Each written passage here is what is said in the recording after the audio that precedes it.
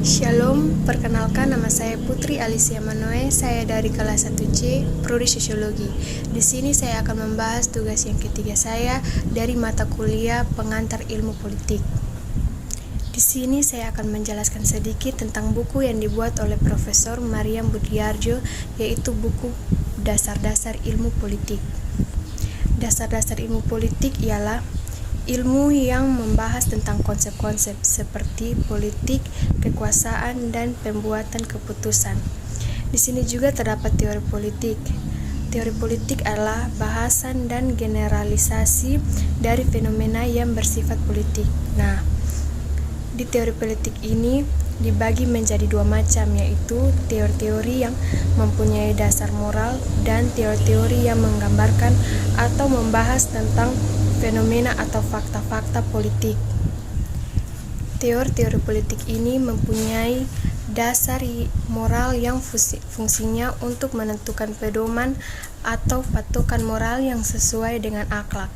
Teori-teori semacam ini coba mengatur hubungan dan interaksi antara anggota masyarakat sedemikian rupa sehingga di satu pihak memberi kepuasan perorangan.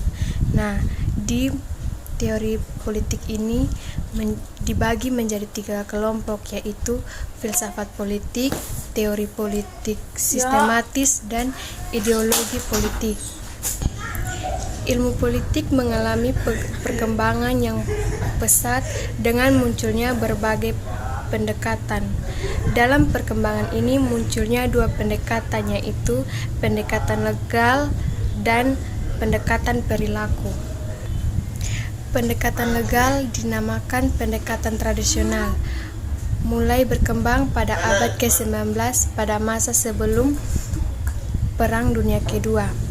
Pendekatan perilaku timbul dan mulai berkembang di Amerika pada tahun 1950-an seusai Perang Dunia Kedua.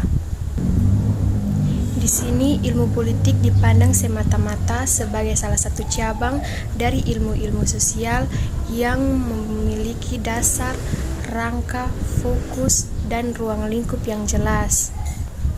Di Indonesia, kita mendapati beberapa karya tulis yang membahas masalah sejarah dan kenegaraan, misalnya seperti Negara Kertagama yang ditulis pada masa Majapahit sekitar abad ke-13 dan ke-15 Masehi.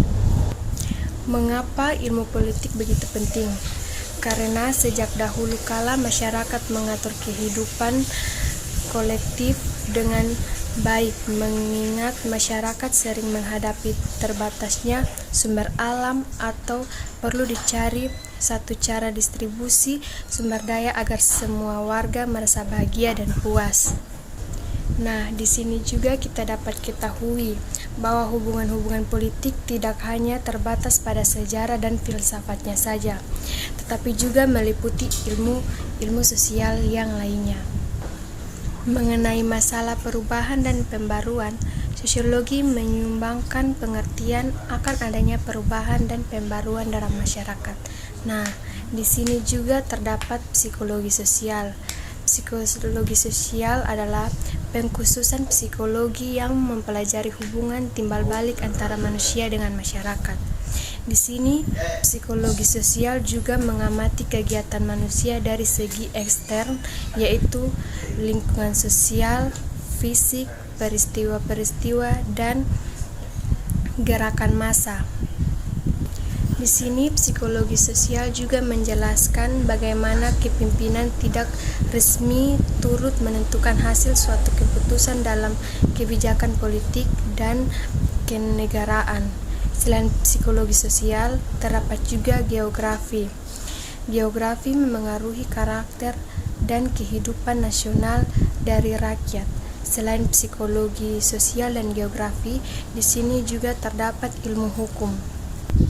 Ilmu hukum tidak melihat manusia sebagai makhluk yang terpengaruh oleh faktor sosial, psikologi, dan kebudayaan. Nah, di sini juga ada sejarah perkembangan pada permulaan pertumbuhannya demokrasi, telah mencakup beberapa atas dan nilai yang diwariskan pada masa lampau, yaitu gagasan mengenai demokrasi dan kebudayaan Yunani kuno dan gagasan mengenai kebebasan beragama yang dihasilkan oleh aliran informasi serta perang-perang agama yang menyusulnya. Pada hakikatnya, teori-teori kontrak sesuai merupakan usaha untuk mendobrak dasar dari pemerintahan absolut dan memerintahkan hak-hak politik. Di sini juga saya akan menjelaskan trias politik di Indonesia.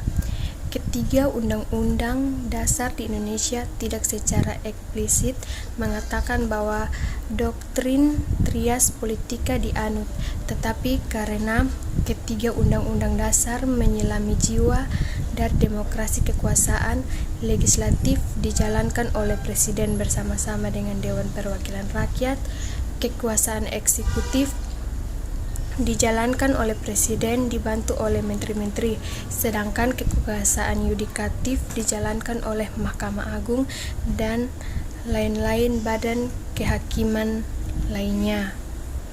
Nah, membicarakan tentang buku-buku politik ini, kita tidak bisa melepaskan diri dari figur penulisannya maupun dari konteks ilmu politik. Buku yang ditulis oleh Profesor Maryam Budiarjo ini telah berkembang menjadi buku pegangan utama bagi mahasiswa di Indonesia yang mempelajari ilmu politik.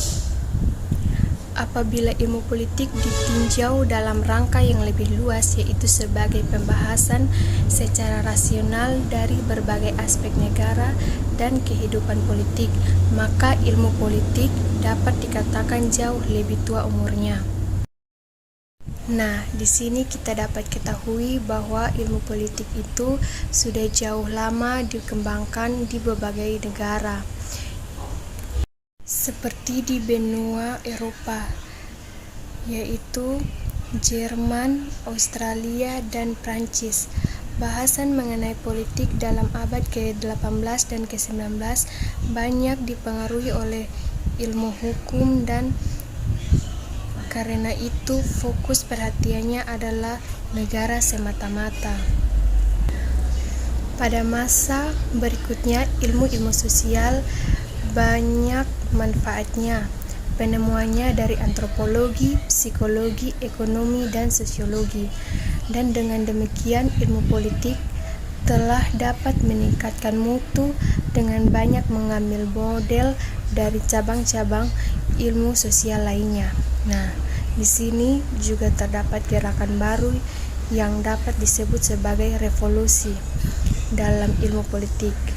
Merupakan pokok pemikiran perilaku manusia adalah kompleks, tetapi ada pola-pola berulang yang dapat didefinisikan.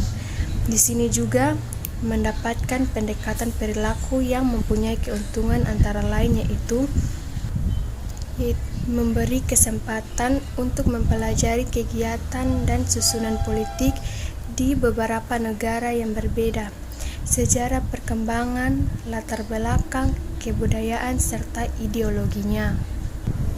Dengan mempelajari bermacam-macam mekanisme yang menjalankan fungsi-fungsi tertentu. Dengan demikian, ilmu politik berbandingan maju dengan pusat.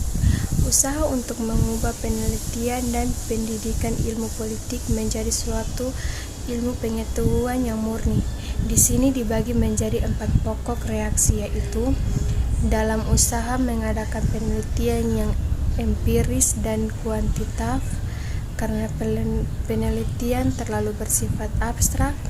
Penelitian mengenai nilai-nilai harus merupakan ilmu politik, dan para cendekiawan mempunyai tugas historis dan unik untuk melibatkan diri dari usaha mengatasi masalah-masalah sosial.